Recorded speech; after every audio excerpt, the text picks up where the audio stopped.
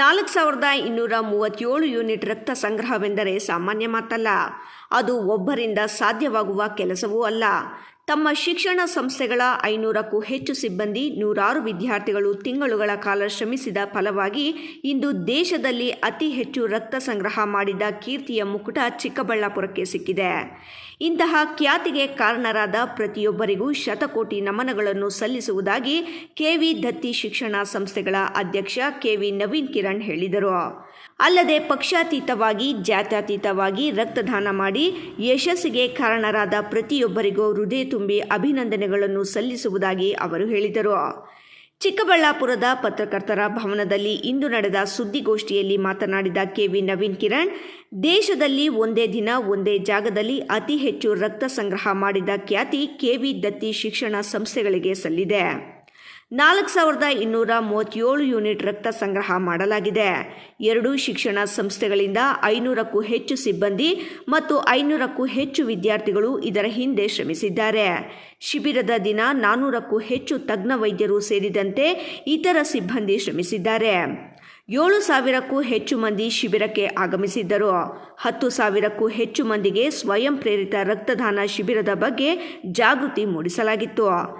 ಸ್ನೇಹಿತರಿಗೆ ಎಲ್ರಿಗೂ ಸಹ ನಾನು ವೈಯಕ್ತಿಕವಾಗಿ, ನಮ್ಮ ದತ್ತಿ ಸದಸ್ಯರ ಪರವಾಗಿ, ನಮ್ಮ ಸಿಬ್ಬಂದಿ ಪರವಾಗಿ, ನನ್ನ ಆತ್ಮೀಯರು, ಹಿತೈಷಿಗಳು, ನನ್ನ ಕುಟುಂಬದ ಪರವಾಗಿ, ಮೊದಲನೇದಾಗಿ ಮಾಧ್ಯಮದ ಸ್ನೇಹಿತರಿಗೆ ಎಲ್ರಿಗೂ ಸಹ ನಾನು ತುಂಬು ಹೃದಯದ ಧನ್ಯವಾದಗಳು ಅರ್ಪಿಸ್ತೇವೆ. ಬಂಧುಗಳೇ, ಇವತ್ತು ದಾಖಲೆ ಮಟ್ಟದಲ್ಲಿ ರಕ್ತದಾನ ಶಿಬಿರ ಆಯೋಜನೆ ಆಗಬೇಕು ಅಂತಂದ್ರೆ ಮೂಲತಃ ಕಾರಣಕರ್ತರು ಮೊದಲು ನಾವು 2006ರಲ್ಲಿ ಪ್ರಾರಂಭ ಮಾಡಿದಂತಹದ್ದು ಲಯನ್ ಸಂಸ್ಥೆರವರು.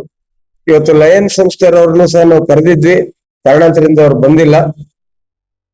ಬ್ರಹ್ಮಚಾರಿ ಅವರು ಮತ್ತು ನಮ್ಮ ಗುರು ಪ್ರಿಂಟರ್ಸ್ ನ ಸೂರ್ಯ ಶೆಟ್ಟಿರವರು, ಇದನ್ನ ನಾನು ಪ್ರತಿ ವರ್ಷ ನಮ್ಮ ರಕ್ತದಾನ ಶಿಬಿರ ಆದಾಗ ಹೇಳ್ತಾನೆ ಇರ್ತೀನಿ.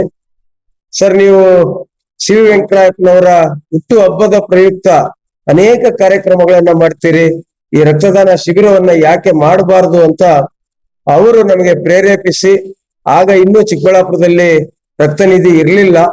ರಾಷ್ಟ್ರೋತ್ಥಾನ ಪರಿಷತ್ತು ಮತ್ತು ಲಯನ್ಸ್ ಕ್ಲಬ್, ಕೆವಿ ಮತ್ತು ಪಂಚಗಿರಿ ದತ್ತಿ ಈ 3 ಸೇರಿ ಪ್ರಾರಂಭವಾಗಿದ್ದು ಈ ರಕ್ತದಾನ ಶಿಬಿರ. ಸಣ್ಣ ಮಟ್ಟದಲ್ಲಿ ಪ್ರಾರಂಭವಾಗಿ ಕೇವಲ 24 ಯೂನಿಟ್ಗಳು ಮೊದಲನೇ ಬಾರಿ ಆಗಿದ್ದು, ಅಲ್ಲಿಂದ ಇವತ್ತು 2026 23ನೇ ತಾರೀಕು ಜುಲೈ ತಿಂಗಳಲ್ಲಿ ನಡೆದಂತಹ ರಕ್ತದಾನ ಶಿಬಿರ 4237 ಯೂನಿಟ್ಗಳಷ್ಟು ದೊಡ್ಡ ಪ್ರಮಾಣದ ಒಂದು ರಕ್ತದಾನ ಶಿಬಿರ ಆಗಿದೆ.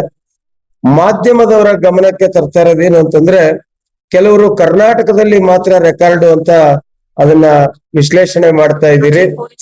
ಗೂಗಲ್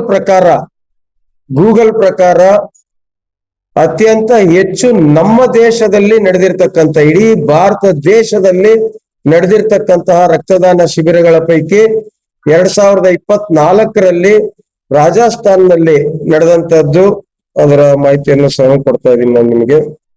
ಮಿಷನ್ ಸಾರವತ್ ಸೇವಾ ಫೌಂಡೇಶನ್ ಡೆಲ್ಲಿ, ಇಲ್ಲಿ ನಡೆದಂತದ್ದು 2024 ಜುಲೈ 6ನೇ ತಾರೀಕು ನಡೆದಂತದ್ದು 2962 ಯೂನಿಟ್ಗಳು.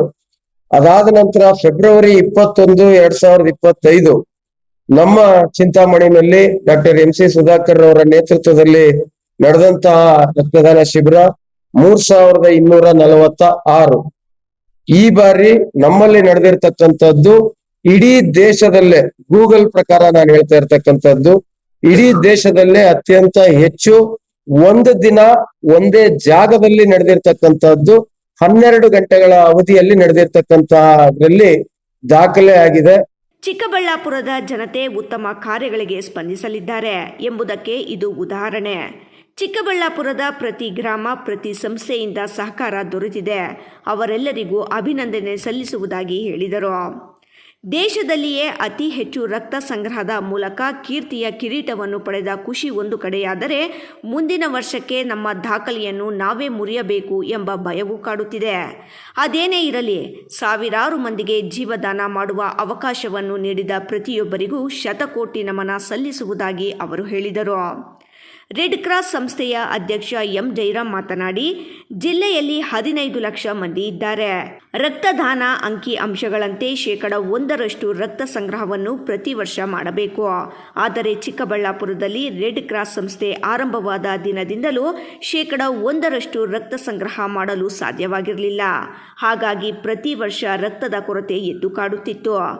ಆದರೆ ಈ ವರ್ಷ ನಿಗದಿತ ಗುರಿ ಮುಟ್ಟುವಲ್ಲಿ ಯಶಸ್ವಿಯಾಗಿರುವುದಾಗಿ ಹೇಳಿದರು.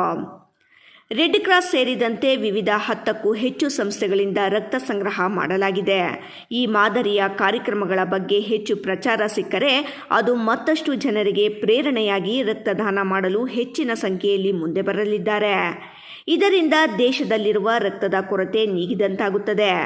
ಹೆಚ್ಚಿನ ಸಂಖ್ಯೆಯಲ್ಲಿ ರಕ್ತದಾನಿಗಳು ಮುಂದೆ ಬಂದು ರಕ್ತದಾನ ಮಾಡಿದಾಗ ಸಂಕಷ್ಟದಲ್ಲಿರುವವರ ಜೀವ ಕಾಪಾಡಲು ಸಹಕಾರಿಯಾಗಲಿದೆ ಎಂದರು. ವ್ಯರ್ಥ ಆಗದ ರೀತಿ ಅದನ್ನ ಸಪರೇಷನ್ ಮಾಡಿ ಕೊಡ್ತಕ್ಕಂಥ, ವಿತರಣೆ ಮಾಡ್ತಕ್ಕಂಥ ಕೆಲಸ ಎಲ್ಲ ಕೂಡ ರಕ್ತ ನಿಧಿ ಕೇಂದ್ರಗಳು ಕೂಡ ಜವಾಬ್ದಾರಿ ವಹಿಸ್ಕೊಂಡಿದ್ದಾರೆ. ನಿನ್ನೆ ರಾತ್ರಿ ನಮ್ಮ ರಕ್ತ 3 ಗಂಟೆವರೆಗೂ ಪ್ರತ್ಯೇಕ ಮಾಡಿ ಅದನ್ನೆಲ್ಲ ಕೂಡ ಇದು ಮಾಡ್ತಾರೆ. ರಕ್ತ ಕೊಟ್ಟು ಬಹಳಷ್ಟು ಜನರಿಗೆ ಏನಿದೆ, ರಕ್ತ ಇದು ಮತ್ತೊಂದು ಬಹಳ ಮುಖ್ಯ ಅಂದ್ರೆ ಡಿಸ್ಟ್ರಿಕ್ಟ್ ಜಡ್ಜ್ ಸರ್ ಅಲ್ಲಿ ಬಂದಾಗ ಹೇಳ್ತಾ ಇದ್ರು, ಡಿಜೆ ಸರ್ ಬಂದಾಗ ಹೇಳ್ತಾ ಇದ್ರು, ಇಷ್ಟು ದೊಡ್ಡ ಮಟ್ಟದಲ್ಲಿ ಜಾಗೃತಿ ಮೂಡಿಸಿದ್ರಲ್ಲ ಅವರು, ಇವತ್ತೆಲ್ಲ ರಕ್ತ ನಾಳೆ ಆದ್ರೂ ಕೊಡ್ಲಿಕ್ಕೆ ಬರ್ತಾರೆ. ಕನಿಷ್ಠ ಒಂದು 50,000 ಜನರಿಗೆ ರಕ್ತ ನಾವು ಕೊಡ್ಬೇಕು, ನಮ್ಗೆ ಕೊಟ್ರೆ ಏನು ಆಗಲ್ಲ ಅನ್ನೋ ಒಂದು ದೊಡ್ಡ ಜಾಗೃತಿ ಮೂಡಿಸಿದೆಯಲ್ಲ, ಅದೊಂದು ದೊಡ್ಡ ಕಾಯಕ ಅಂತಾನೆ ಹೇಳ್ಬೋದು. ಅವ್ರು ಡಿಜೆ ಸರ್ ಅದನ್ನೇ ಹೇಳ್ತಾ ಇದ್ರು, ಬಹಳ ದೊಡ್ಡ ಪ್ರಯತ್ನ ಇದೆ ಜಾಗೃತಿ ಮೂಡಿಸ್ತಕ್ಕಂಥದ್ದು. ಆ ಹಿನ್ನೆಲೆಯಲ್ಲಿ ಕೂಡ ಇವತ್ತೆಲ್ಲ ಮುಂದೆ 3 ತಿಂಗಳಿಗಾದ್ರೂ ಅವ್ರು ಬಂದು ರಕ್ತ ಕೊಡ್ಬೋದು. ಅನೇಕರಲ್ಲಿ ತಪ್ಪು ಕಲ್ಪನೆ ಇದೆ, ಅಂತದನ್ನ ಹೋಗ್ಲಾಡ್ಸಕ್ಕಂತ ಒಂದು ದೊಡ್ಡ ಸಾಮಾಜಿಕ ಕ್ರಾಂತಿ ಅನ್ನೋ ರೀತಿಯಲ್ಲಿ ಇದೊಂದು ನೆರೆದಿದೆ.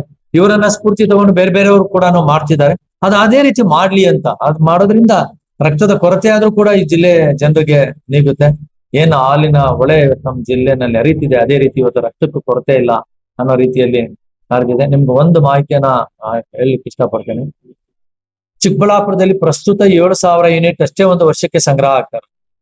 ಇದು ಅಂದ್ರೆ 10,000ಕ್ಕೂ ಹೆಚ್ಚು ಯೂನಿಟ್ ನ ಅವಶ್ಯಕತೆ ಇದೆ, 10ರಿಂದ 11,000 ಯೂನಿಟ್. ಇನ್ನು 3,000 ಯೂನಿಟ್ ಅಷ್ಟು ಕೊರತೆ ಆಗ್ತಿದೆ. ಇಂಥ ಶಿಬಿರಗಳು ನಡೆದಾಗ ಅದನ್ನ ಪರಿಪೂರ್ಣ ಮಾಡ್ಬೋದು. ಅನೇಕರು ರಾತ್ರಿ ತುಂಬು ಗರ್ಭಿಣಿಯರು ಇರ್ಬೋದು, ಸಿಜರಿನ್ ಆಗ್ತಕ್ಕಂಥವ್ರು, ಅನೇಕ ಸಂದರ್ಭದಲ್ಲಿ ಅಪಘಾತಕ್ಕೊಳಗಾದಂಥವ್ರು, ಮತ್ತೆ ಅನೇಕರಲ್ಲಿ ಹಿಮೋಗ್ಲೋಬಿನ್ ಕಡಿಮೆ ಆಗಿ ಹೆಣ್ಮಕ್ಳಲ್ಲಿ ಬಹಳ ಸಂಕಷ್ಟ. 3, 4, 5 ಗ್ರಾಮ್ಗೆ ಇರ್ತಕ್ಕಂಥ ಹಿಮೋಗ್ಲೋಬಿನ್ ಇರ್ತಾರೆ ಎಷ್ಟೊಂದ್ ಜನ. ಅವರು ತುಂಬಾ ನಿಶಕ್ತಿ, ನೀವು ರಕ್ತ ನಿಧಿ ಕೇಂದ್ರದ ಹತ್ರ ಕಾಯ್ತಿರ್ತಾರೆ. ಕೆಲವು ಸಾರಿ ಹೇಳ್ತಾರೆ, ನಮ್ಮ ಪ್ರಶ್ನವ್ರು ಕೂಡ ಕೇಳ್ತಿರ್ತಾರೆ, ನಿಮ್ಗೊಂದು ಗಮನಕ್ಕೆ ತರ್ತೀನಿ, ಇಷ್ಟು 1,000 ಯೂನಿಟ್ ಕೊಡ್ತಾರೆ ಸರ್, ಯಾವತ್ತಾದ್ರೂ ಬ್ಲಡ್ ಬ್ಯಾಂಕಿಗೆ ಅವರು ಏನು ಹೇಳಲ್ಲ. ಅವ್ರು ಯಾರಾದ್ರೂ ಸಿಬ್ಬಂದಿ ಹೇಳಿದ್ರೆ ನಾವ್ ಯಾರನ್ನ ಒಂದ್ ಇಬ್ಬರನ್ನ ಕಳ್ಸೋಣ ಅಂತ ಹೇಳ್ತಾರೆ. ಇಬ್ಬರು ಕಳ್ಸ್ಕೊಡ್ತೀವಿ ಯೂನಿಟ್ ಇಶ್ಯೂ ಮಾಡಿ ಅಂದ್ರೆ ಕೊರತೆ ಇದೆ ಅಂತಕ್ಕಂಥದ್ದು ಅವ್ರ ಮನಕ್ಕೆ ಮುಟ್ಟಿಬಿಟ್ಟಿದೆ. ಅದು ಬಹಳ ಆ ತರದ ಜಾಗೃತಿ ಎಲ್ಲರಲ್ಲೂ ಕೂಡ ಬರ್ಬೇಕು. 35 ದಿವಸ ಮಾತ್ರ ವ್ಯಾಲಿಡ್ ಇದೆ ರಕ್ತನ ಇಟ್ಕೊಳ್ಳಿಕ್ಕೆ. ಇತ್ತೀಚೆಗೆ ಬಂದಿರತಕ್ಕಂಥ ಸಾಗಂ ಬ್ಯಾಗ್ ಅನ್ನೋದನ್ನ ಯೂಸ್ ಮಾಡಿದ್ರೆ 45 ದಿನಗಳ ಕಾಲ ಇಟ್ಕೊಳ್ಬಹುದು. ಸೊ ಇದನ್ನ ಸಮರ್ಪಕವಾಗಿ ರಕ್ತ ವಿತರಣೆ ಮಾಡ್ತಕ್ಕಂಥ ಒಂದು ಕೆಲಸ ಆಗಿದೆ. ಇದೇ ರೀತಿ ಇವರನ್ನ ಪ್ರೇರಣೆ ತಗೊಂಡು ಬೇರೆ ಬೇರೆ ಸಂಘ ಸಂಸ್ಥೆಗಳು ಕೂಡ ಹೆಚ್ಚು ರಕ್ತದಾನ ಶಿಬಿರಗಳನ್ನ ಆಯೋಜನೆ ಮಾಡ್ಲಿ ಅಂತೇಳಿ ಮನವಿ ಮಾಡ್ಕೊಳ್ತೇನೆ. ಬಂದಿರತಕ್ಕಂಥ ಎಲ್ಲ ರಕ್ತನೂ ಕೂಡ ಸಮರ್ಪಕವಾಗಿ ಈ ಒಂದು 40 ದಿನಗಳ ಒಳಗಡೆ ಅವ್ರಿಗೆ ಎಲ್ಲರಿಗೂ ಕೂಡ ತಲುಪುತ್ತೆ.